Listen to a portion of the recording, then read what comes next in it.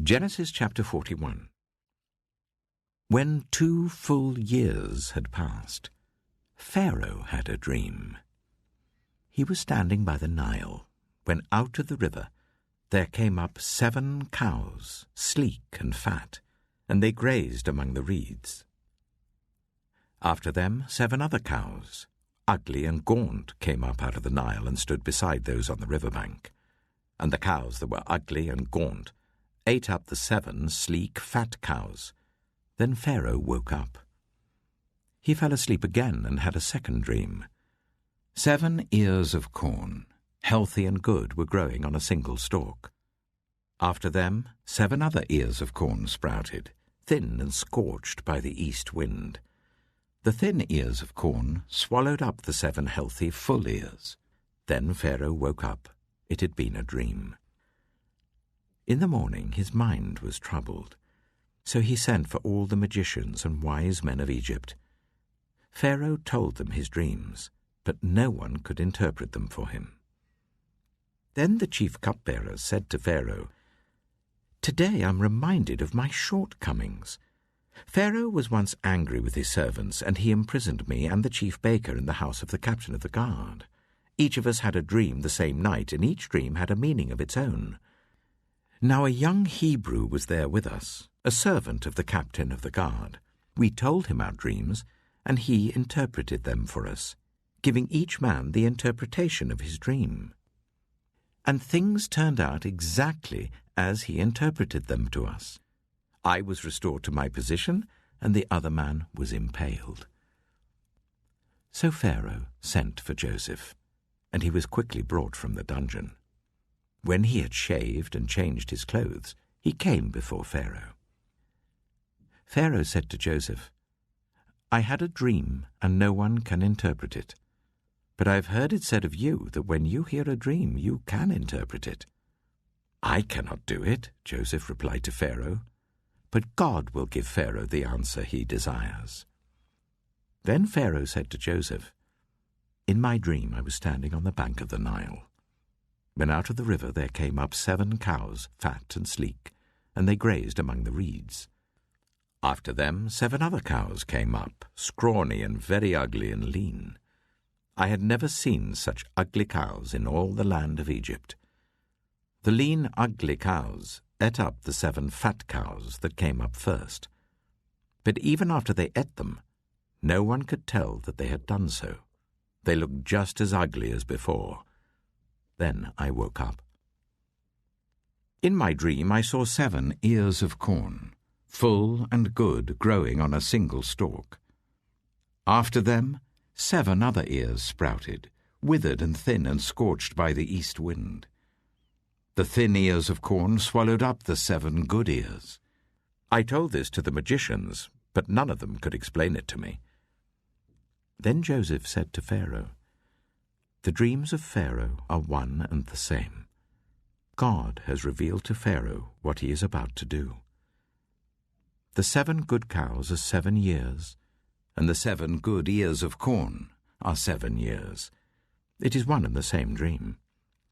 The 7 lean, ugly cows that came up afterward are 7 years, and so are the 7 worthless ears of corn scorched by the east wind. They are 7 years of famine. It is just as I said to Pharaoh. God has shown Pharaoh what he is about to do. 7 years of great abundance are coming throughout the land of Egypt, but 7 years of famine will follow them. Then all the abundance in Egypt will be forgotten, and the famine will ravage the land. The abundance in the land will not be remembered, because the famine that follows it will be so severe.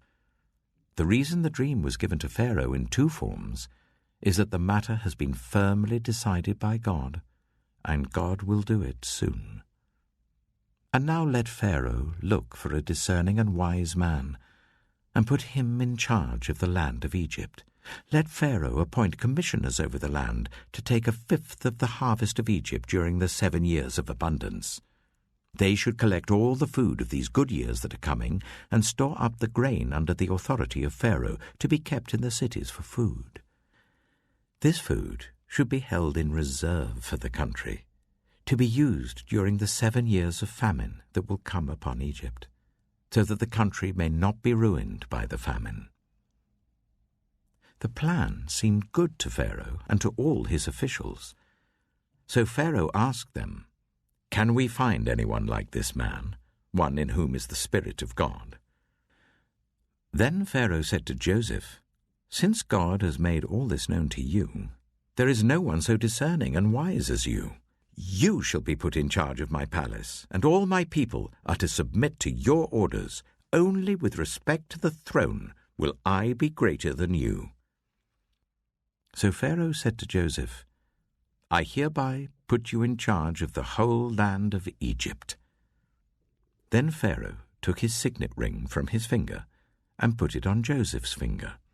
He dressed him in robes of fine linen and put a gold chain around his neck.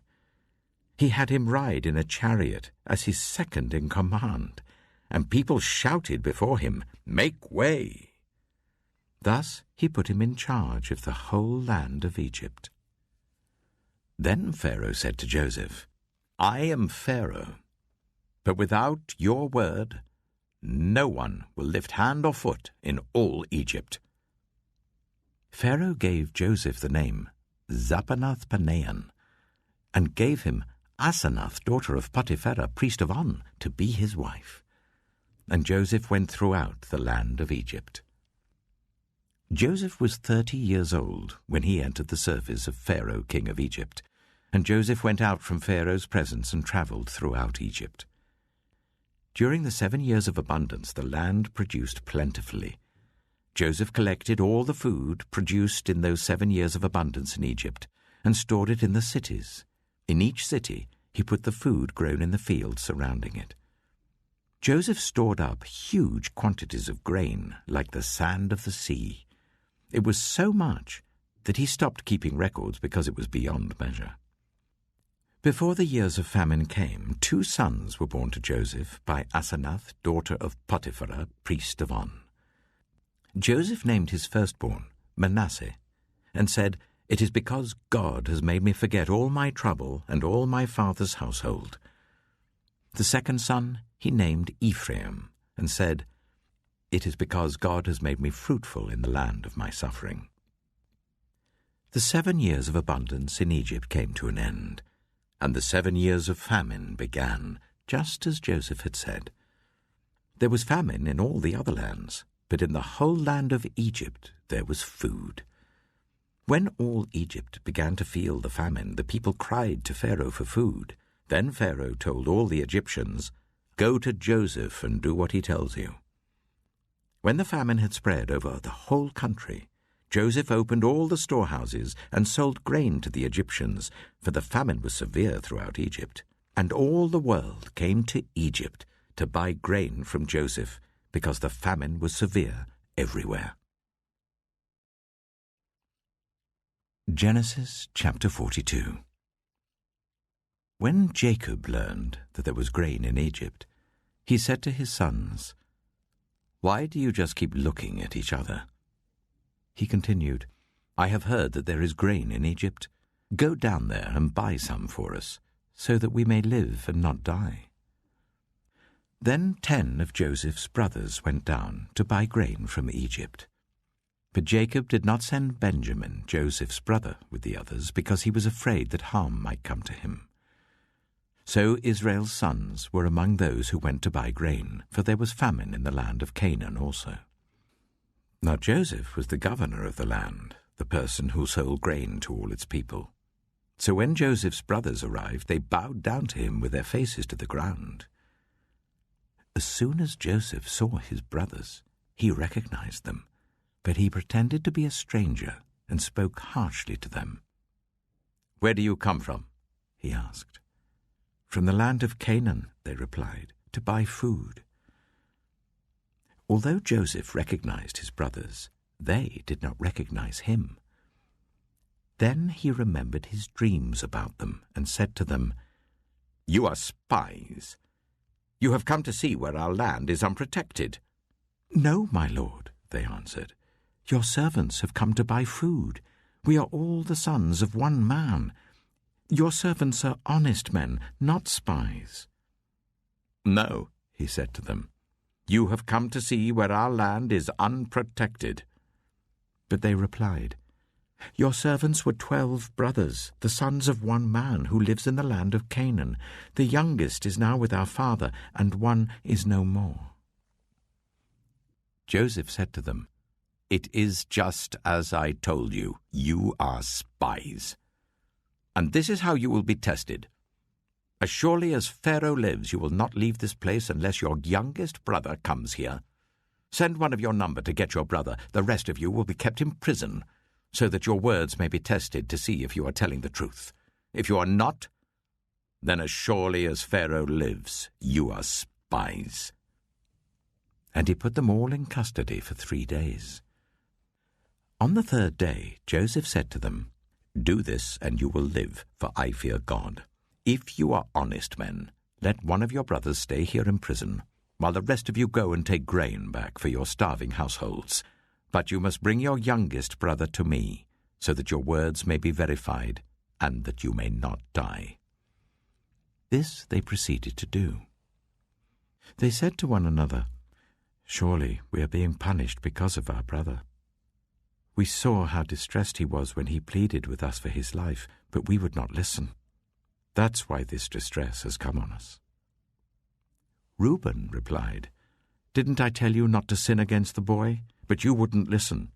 Now we must give an accounting for his blood." They did not realize that Joseph could understand them, since he was using an interpreter. He turned away from them and began to weep, but then came back and spoke to them again. He had Simeon taken from them and bound before their eyes.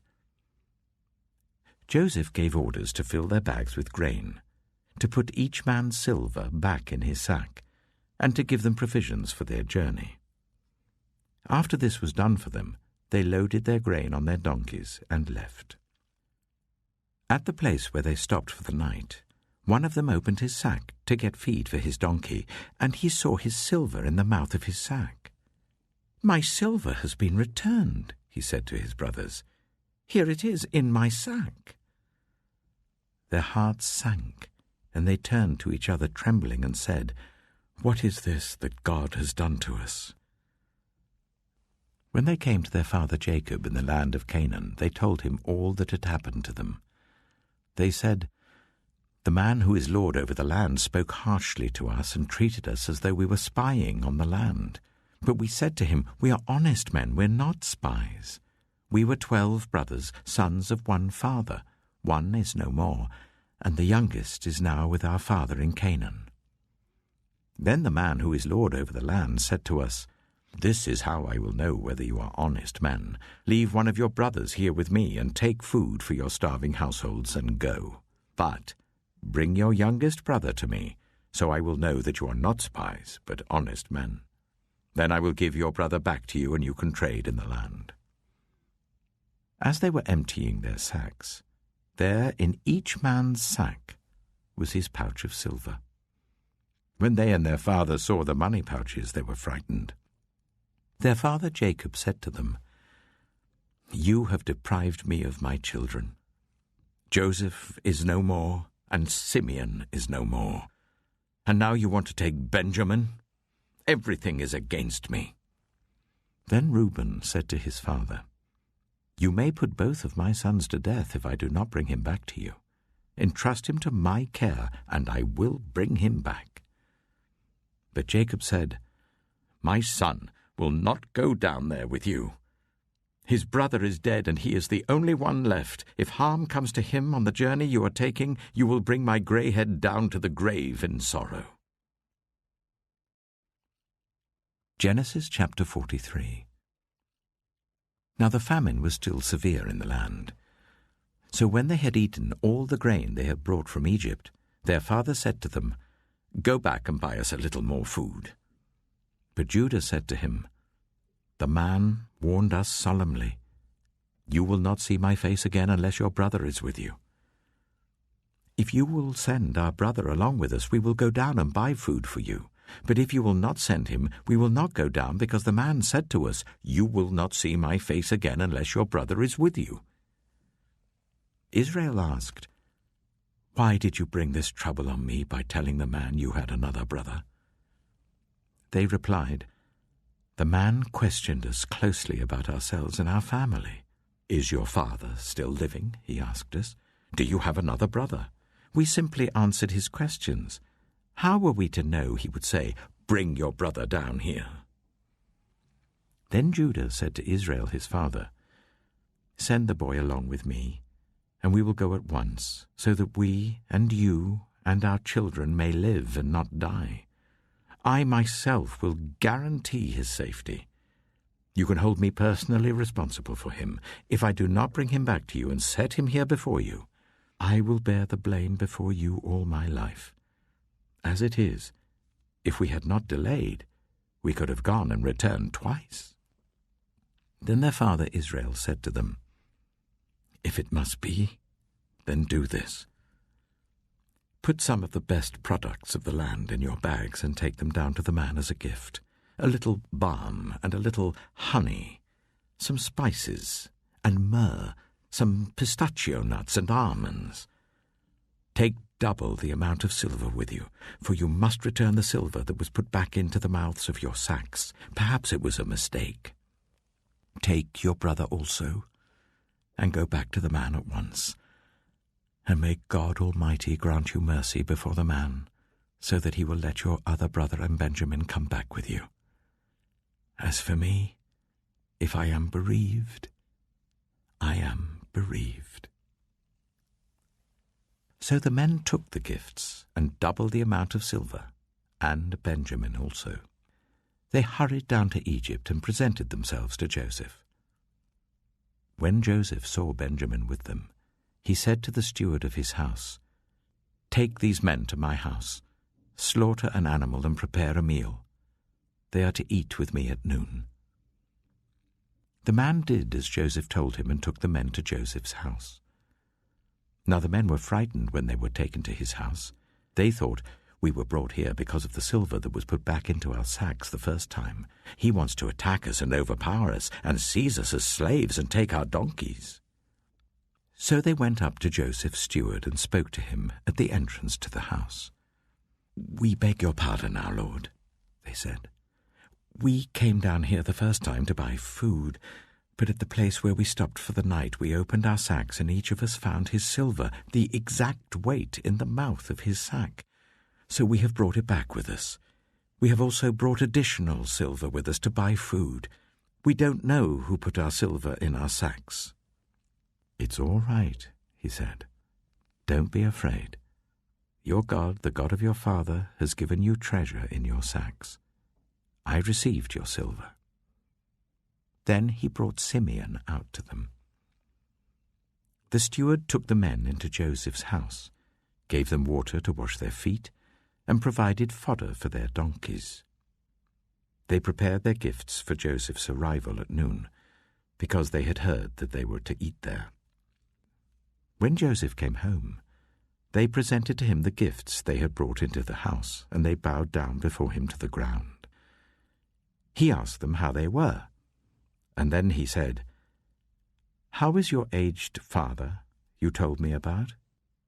Is he still living?" They replied, "Your servant our father is still alive and well," and they bowed down, prostrating themselves before him.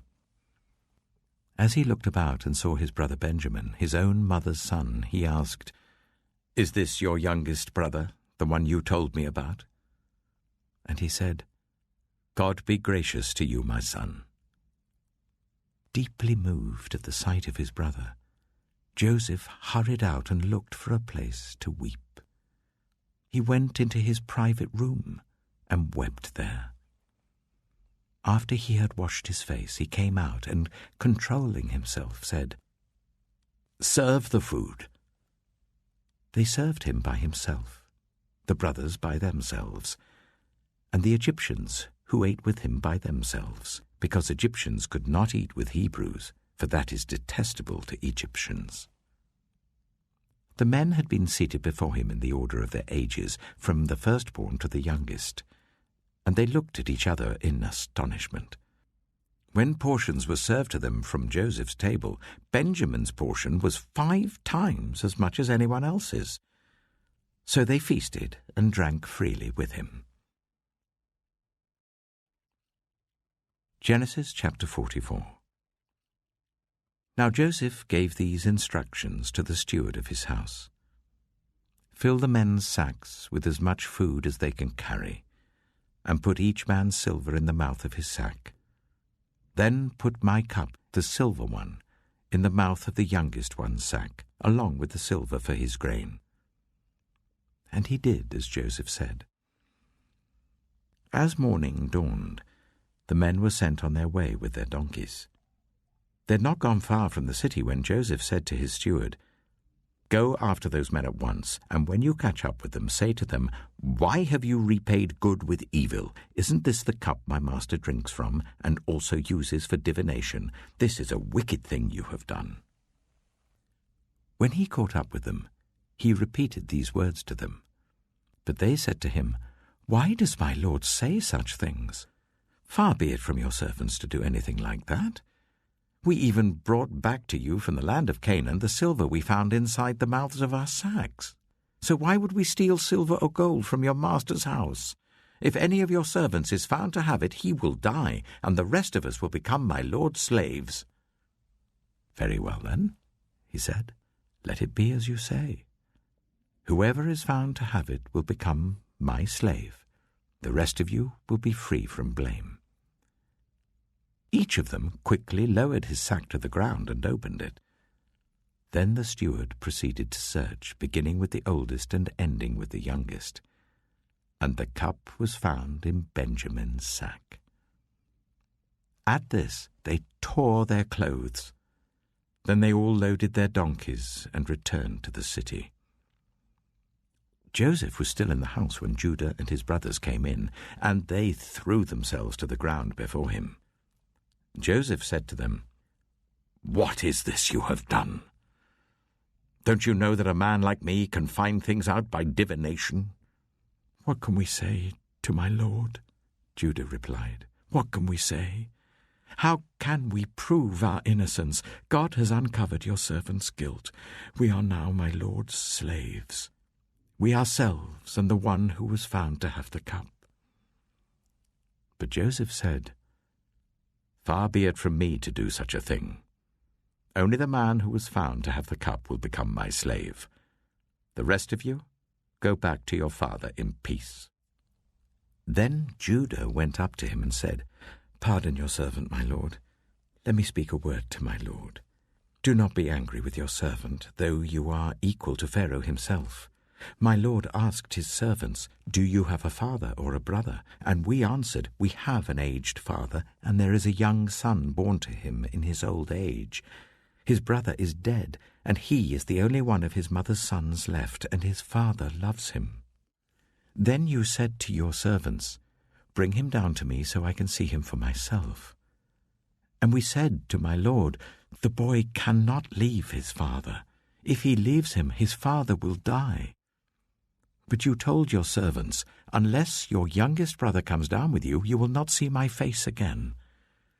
When we went back to your servant, my father, we told him what my lord had said. Then our father said, 'Go back and buy a little more food.' But we said, 'We cannot go down. Only if our youngest brother is with us will we go. We cannot see the man's face unless our youngest brother is with us.' Your servant, my father, said to us, 'You know that my wife bore me 2 sons. One of them went away from me, and I said, "He has surely been torn to pieces," and I have not seen him since. If you take this one from me too, and harm comes to him, you will bring my grey head down to the grave in misery. So now, if the boy is not with us, when I go back to your servant my father, and if my father, whose life is closely bound up with the boy's life, sees that the boy isn't there, he will die. Your servants will bring the grey head of our father down to the grave in sorrow. Your servant guaranteed the boy's safety to my father. I said, if I do not bring him back to you, I will bear the blame before you, my father, all my life. Now then, please let your servant remain here as my lord's slave in place of the boy, and let the boy return with his brothers. How can I go back to my father if the boy is not with me? No, do not let me see the misery that would come on my father. Genesis chapter 44. Now Joseph gave these instructions to the steward of his house. Fill the men's sacks with as much food as they can carry, and put each man's silver in the mouth of his sack.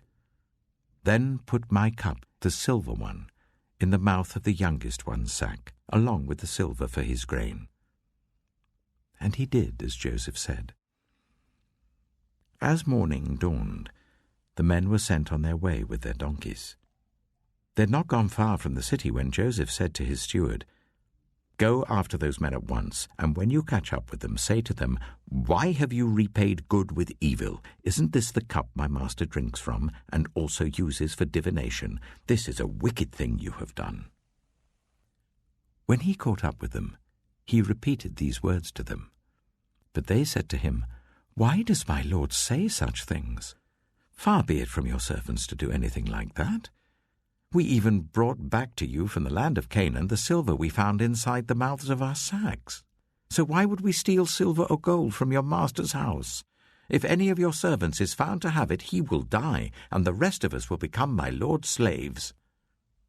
Very well, then, he said, let it be as you say. Whoever is found to have it will become my slave. The rest of you will be free from blame. Each of them quickly lowered his sack to the ground and opened it.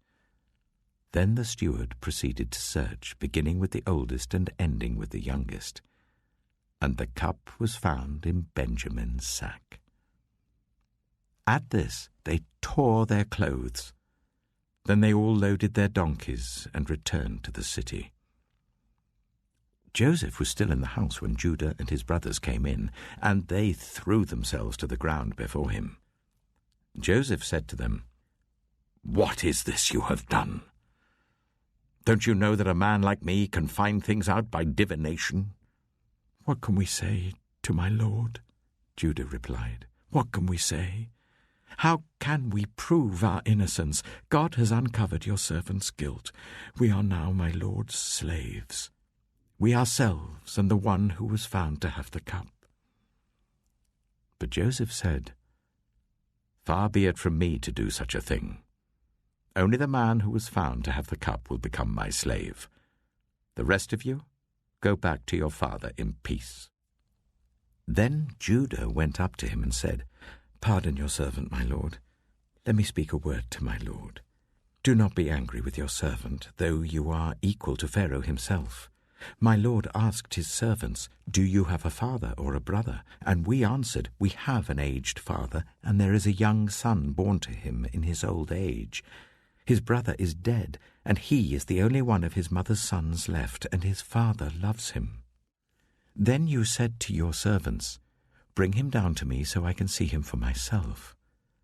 And we said to my lord, The boy cannot leave his father. If he leaves him, his father will die. But you told your servants, Unless your youngest brother comes down with you, you will not see my face again. When we went back to your servant, my father, we told him what my lord had said. Then our father said, Go back and buy a little more food. But we said, We cannot go down. Only if our youngest brother is with us will we go. We cannot see the man's face unless our youngest brother is with us. Your servant, my father, said to us, You know that my wife bore me 2 sons. One of them went away from me, and I said, He has surely been torn to pieces, and I have not seen him since. If you take this one from me too, and harm comes to him, you will bring my grey head down to the grave in misery. So now, if the boy is not with us, when I go back to your servant my father, and if my father, whose life is closely bound up with the boy's life, sees that the boy isn't there, he will die. Your servants will bring the grey head of our father down to the grave in sorrow. Your servant guaranteed the boy's safety to my father. I said, if I do not bring him back to you, I will bear the blame before you, my father, all my life. Now then, please let your servant remain here as my lord's slave in place of the boy, and let the boy return with his brothers. How can I go back to my father if the boy is not with me? No, do not let me see the misery that would come on my father.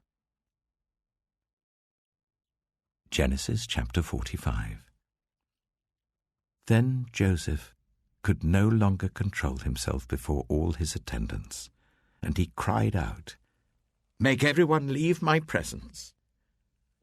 So there was no one with Joseph when he made himself known to his brothers. And he wept so loudly that the Egyptians heard him, and Pharaoh's household heard about it. Joseph said to his brothers, "I am Joseph. Is my father still living?" But his brothers were not able to answer him, because they were terrified at his presence. Then Joseph said to his brothers, "Come close to me." When they had done so, he said, "I am your brother Joseph, the one you sold into Egypt. And now do not be distressed, and do not be angry with yourselves for selling me here, because it was to save lives that God sent me ahead of you. For 2 years now there has been famine in the land, and for the next 5 years there will be no ploughing and reaping. But God sent me ahead of you, to preserve for you a remnant on earth, and to save your lives by a great deliverance. So then it was not you who sent me here, but God. He made me father to Pharaoh, lord of his entire household and ruler of all Egypt. Now hurry back to my father, and say to him, 'This is what your son Joseph says. God has made me lord of all Egypt. Come down to me. Don't delay. You shall live in the region of Goshen and be near me, you, your children and grandchildren, your flocks and herds, and all you have. I will provide for you there, because 5 years of famine are still to come. Otherwise, you and your household and all who belong to you will become destitute. You can see for yourselves, and so can my brother Benjamin, that it is really I who am speaking to you. Tell my father about all the honor accorded me in Egypt and about everything you have seen, and bring my father down here quickly." Then he threw his arms around his brother Benjamin and wept, and Benjamin embraced him, weeping, and he kissed all his brothers and wept over them. Afterwards his brothers talked with him. When the news reached Pharaoh's palace that Joseph's brothers had come, Pharaoh and all his officials were pleased. Pharaoh said to Joseph, "Tell your brothers, do this, load your animals and return to the land of Canaan, and bring your father and your families back to me. I will give you the best of the land of Egypt, and you can enjoy the fat of the land." You are also instructed to tell them, "Do this. Take some carts from Egypt for your children and your wives, and get your father and come. Never mind about your belongings, because the best of all Egypt will be yours." So the sons of Israel did this.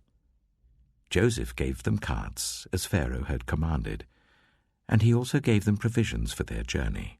To each of them he gave new clothing, but to Benjamin he gave 300 shekels of silver and 5 sets of clothes. And this is what he sent to his father: 10 donkeys loaded with the best things of Egypt, and 10 female donkeys loaded with grain and bread and other provisions for his journey. Then he sent his brothers away, and as they were leaving he said to them, "Don't quarrel on the way." So they went up out of Egypt and came to their father Jacob in the land of Canaan. They told him, "Joseph is still alive. In fact, he is ruler of all Egypt."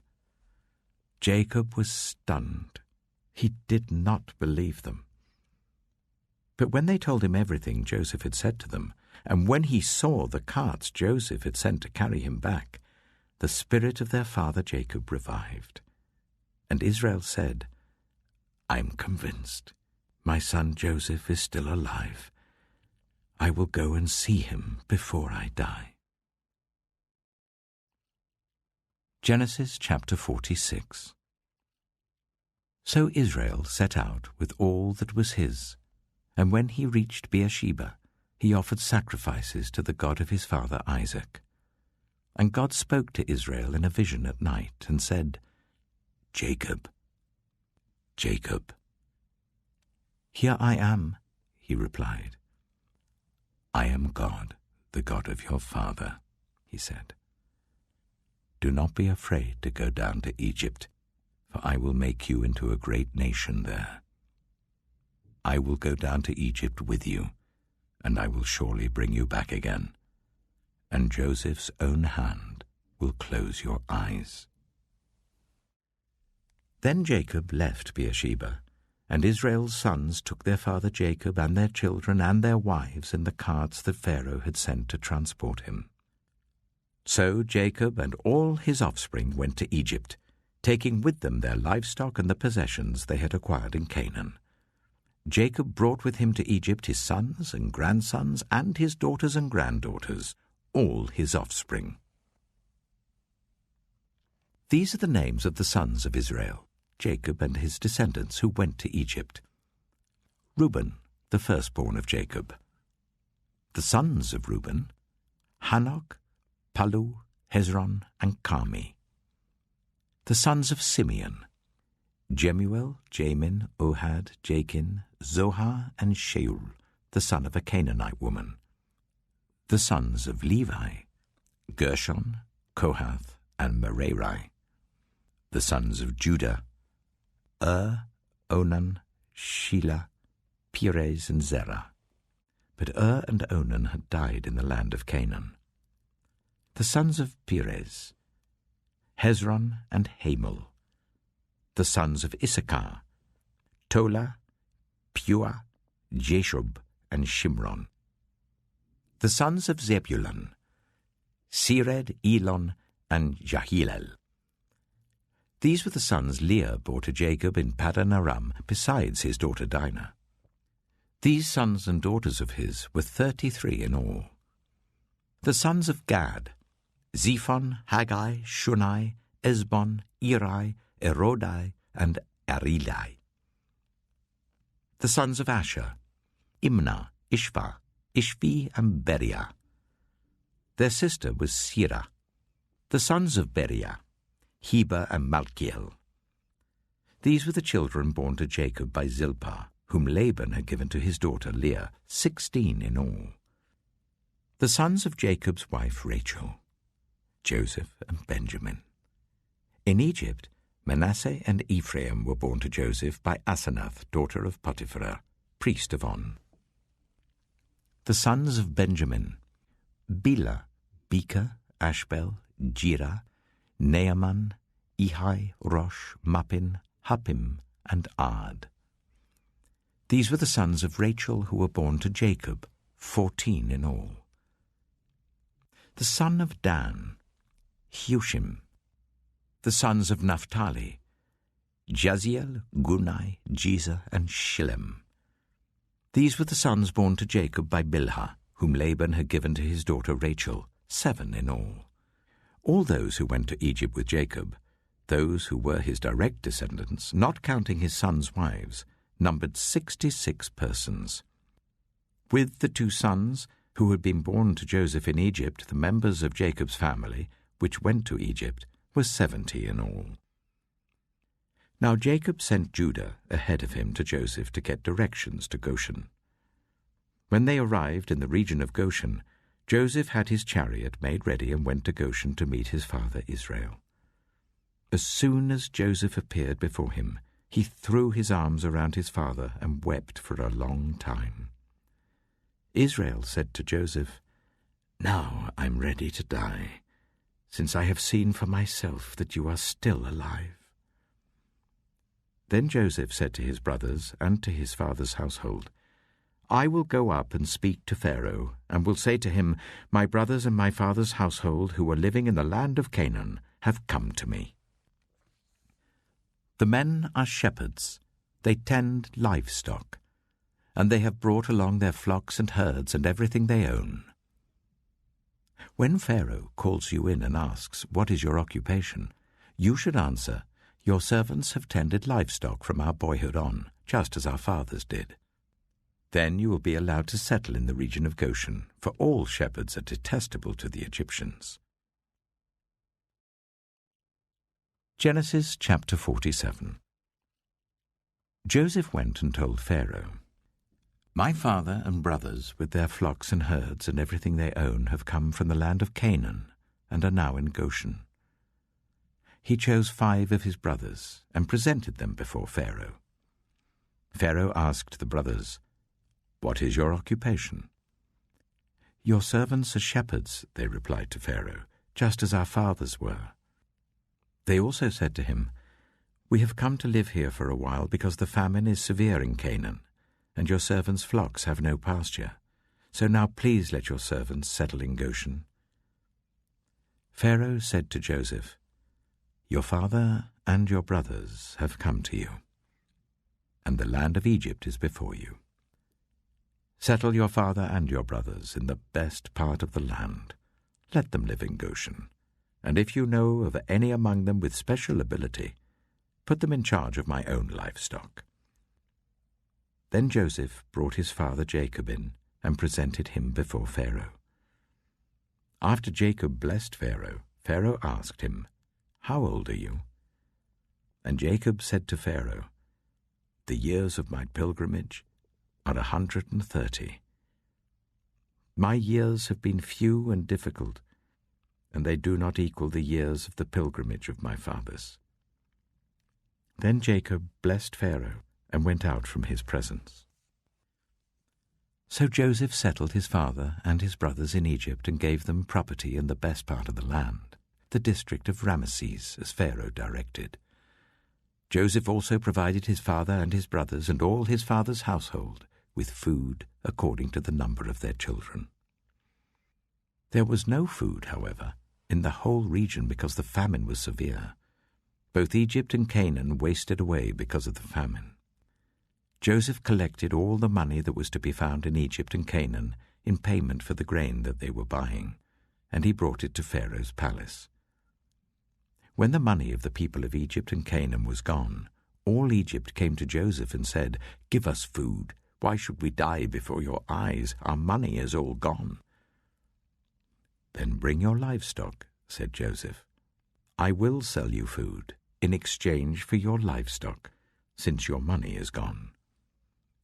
So they brought their livestock to Joseph, and he gave them food in exchange for their horses, their sheep and goats, their cattle and donkeys.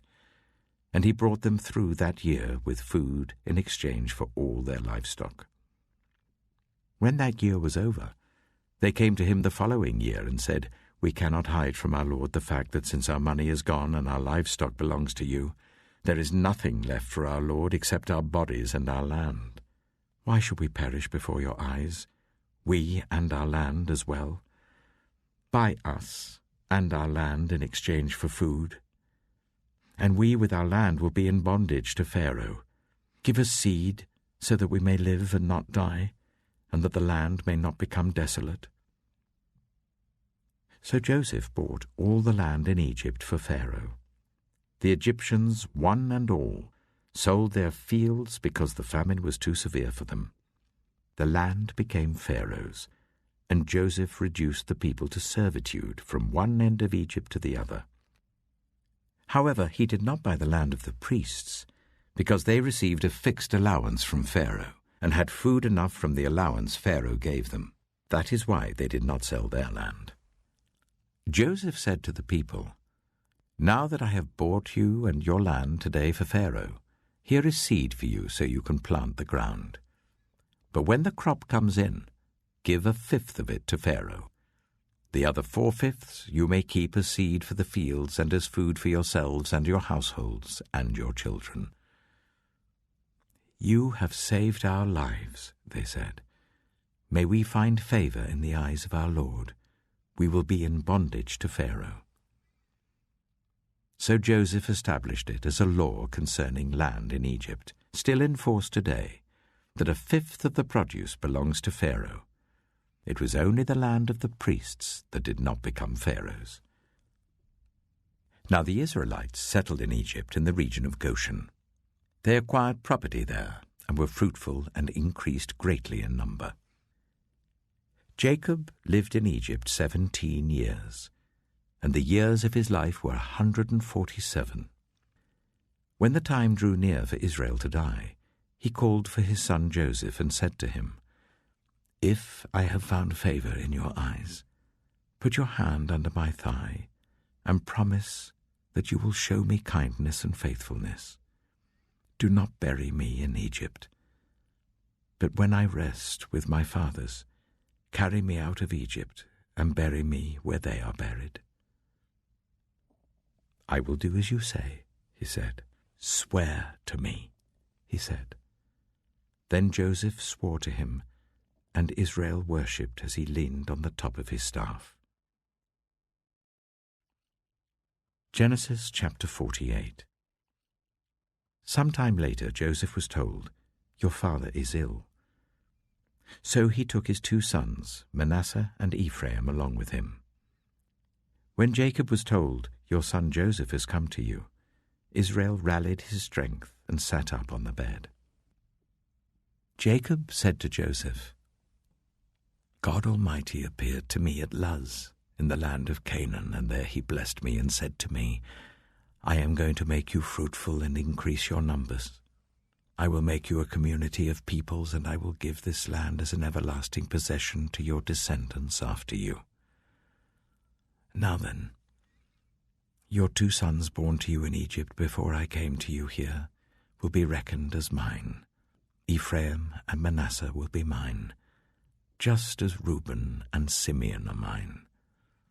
Any children born to you after them will be yours. In the territory they inherit, they will be reckoned under the names of their brothers. As I was returning from Padan, to my sorrow, Rachel died in the land of Canaan while we were still on the way, a little distance from Ephrath.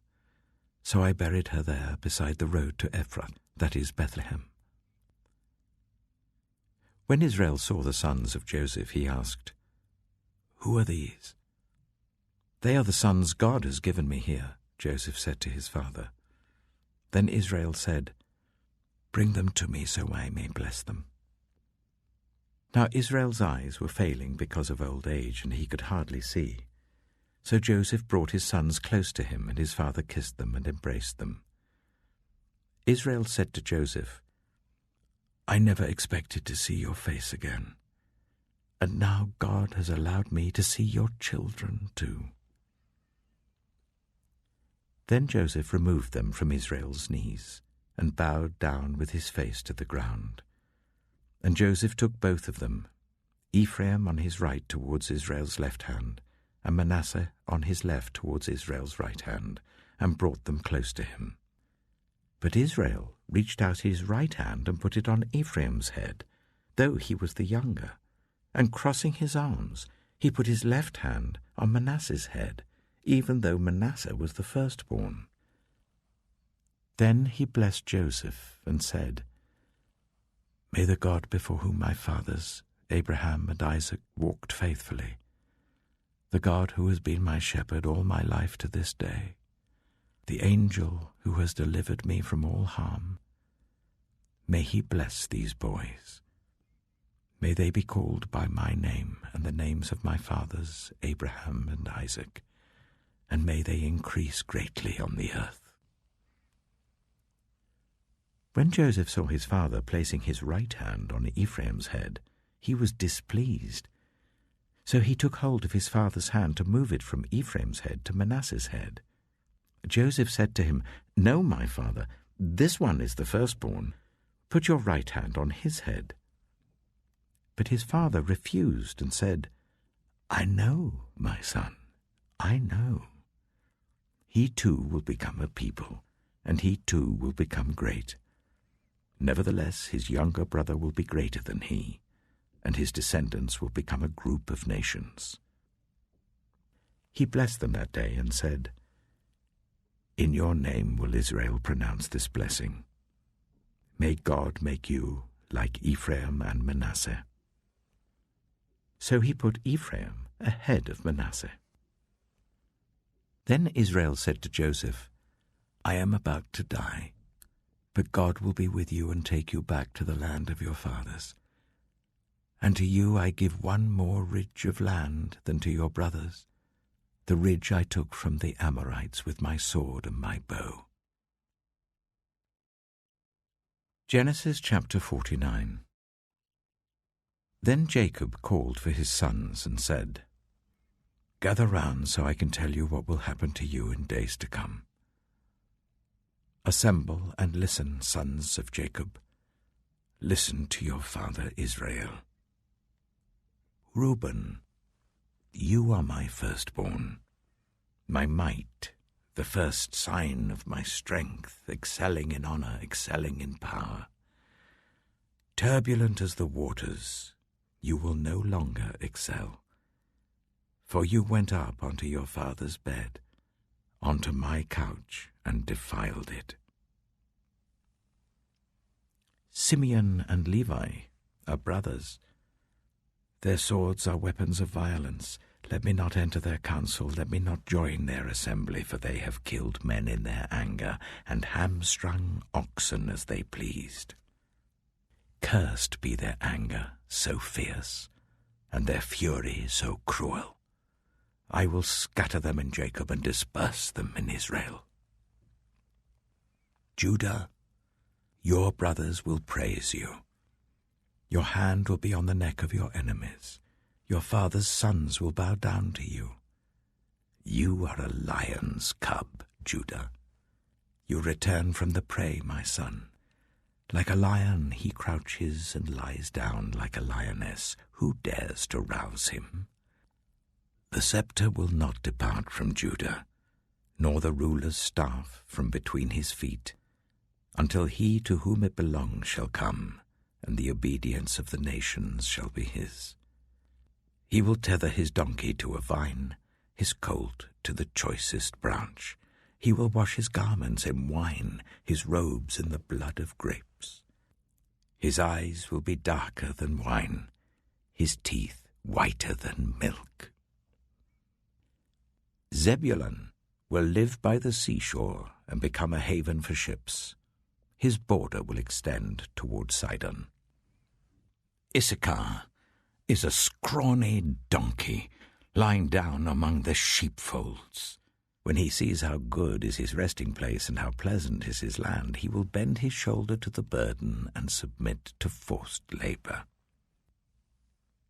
Dan will provide justice for his people as one of the tribes of Israel. Dan will be a snake by the roadside, a viper along the path that bites the horse's heels so that its rider tumbles backward. I look for your deliverance, Lord.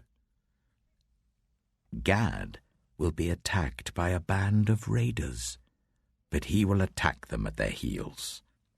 Asher's food will be rich. He will provide delicacies fit for a king. Naphtali is a doe set free that bears beautiful fawns.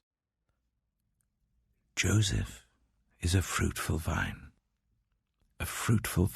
near a spring, whose branches climb over a wall. With bitterness archers attacked him, they shot at him with hostility. But his bow remained steady, his strong arm stayed supple, because of the hand of the mighty one of Jacob, because of the shepherd, the rock of Israel, because of your father's God who helps you, because of the Almighty who blesses you with blessings of the skies above, blessings of the deep springs below, blessings of the breast and womb. Your father's blessings are greater than the blessings of the ancient mountains, than the bounty of the age-old hills. Let all these rest on the head of Joseph, on the brow of the prince among his brothers. Benjamin is a ravenous wolf. In the morning he devours the prey. In the evening he divides the plunder. All these are the 12 tribes of Israel, and this is what their father said to them when he blessed them, giving each the blessing appropriate to him. Then he gave them these instructions. I am about to be gathered to my people.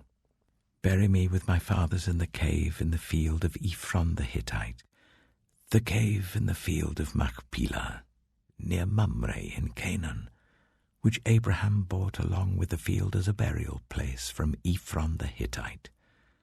There Abraham and his wife Sarah were buried.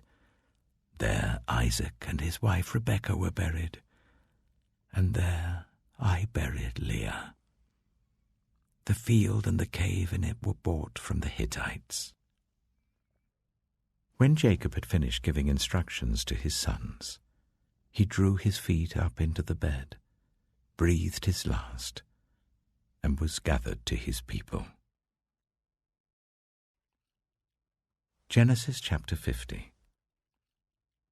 Joseph threw himself on his father and wept over him and kissed him. Then Joseph directed the physicians in his service to embalm his father Israel. So the physicians embalmed him, taking a full 40 days, for that was the time required for embalming, and the Egyptians mourned for him 70 days. When the days of mourning had passed, Joseph said to Pharaoh's court, If I have found favor in your eyes, speak to Pharaoh for me. Tell him, my father made me swear an oath and said, I am about to die.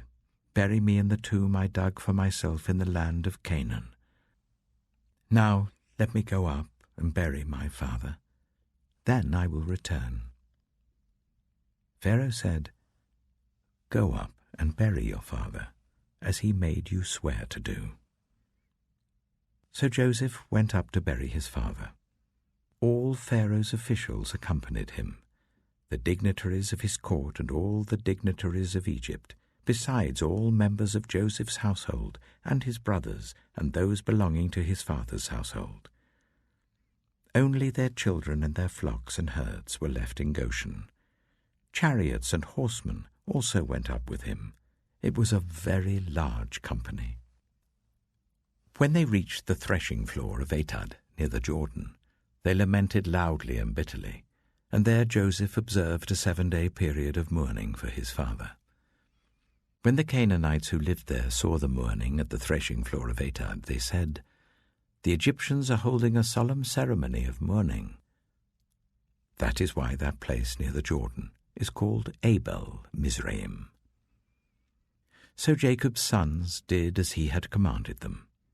They carried him to the land of Canaan and buried him in the cave of the field of Machpelah near Mamre, which Abraham had bought along with the field as a burial place from Ephron the Hittite.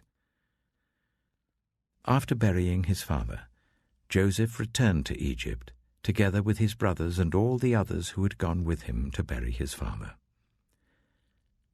When Joseph's brothers saw that their father was dead, they said, What if Joseph holds a grudge against us and pays us back for all the wrongs we did to him? So they sent word to Joseph, saying, Your father left these instructions before he died. This is what you are to say to Joseph. I ask you to forgive your brothers the sins and the wrongs they committed in treating you so badly. Now please forgive the sins of the servants of the God of your father. When their message came to him, Joseph wept. His brothers then came and threw themselves down before him.